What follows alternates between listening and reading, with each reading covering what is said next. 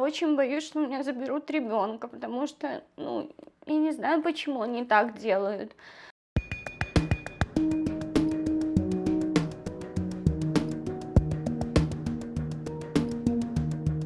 Ко мне сегодня пришли из садика 96-го, в котором моя дочь ходит, заведующая, воспитатель и психолог. Они пришли, проверили детскую комнату ее, у нас все есть, ее спальное место, стол, где писать и так далее, одежда, шкаф, холодильник проверили, еда тоже есть. Вот. Потом мы вышли на коридор, потому что у меня здесь проходят в ванной ремонтные работы, чтобы было удобнее слышать. Они мне спросили о том, что, как бы, как вам сказать, почему мой муж пошел туда, возможно, он пошел туда денег заработать, почему я, мол, давала интервью в Гродно Лайф, или я его давала, я говорю, да, я.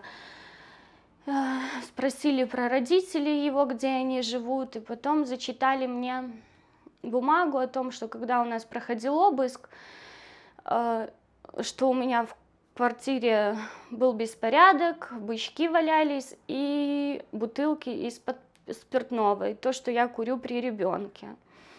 Естественно, я сказала, вы что, как я могу так делать?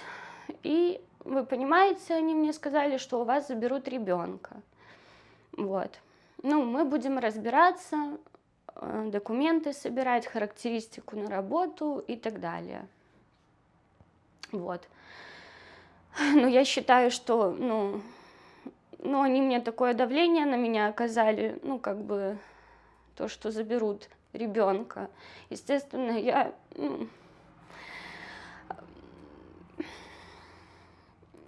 очень переживаю, потому что я бы не хотела, потому что мы нормальная семья, живем мы нормально, ни в каких ссопах не состоим, ничего.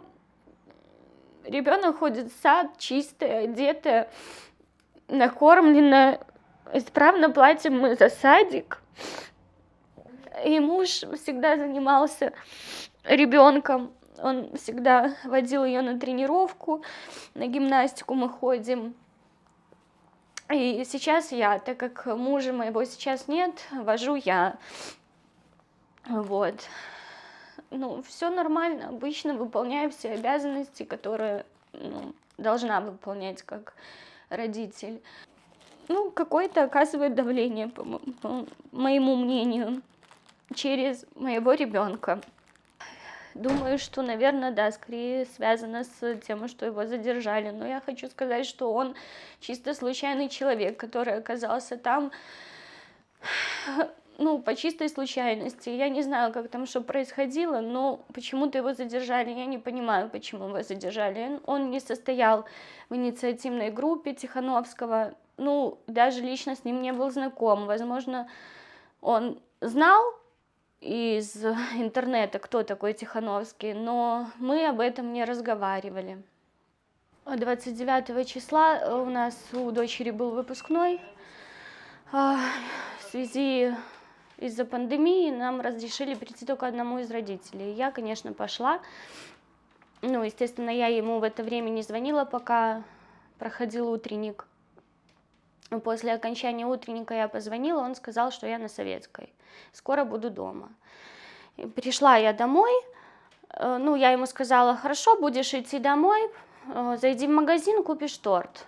Но он еще собирался съездить к папе, там у него сестра, день рождения у нее было, и поздравить ее, и по приезду уже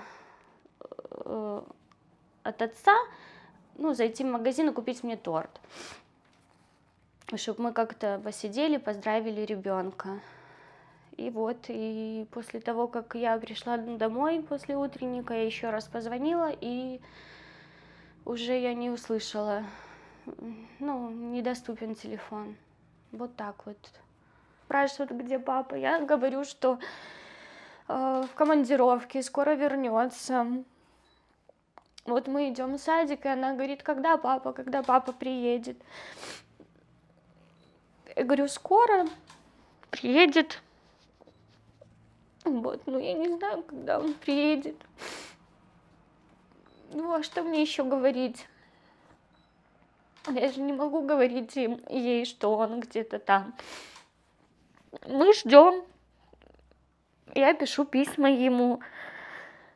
Надеюсь, что все будет хорошо, скоро его выпустят.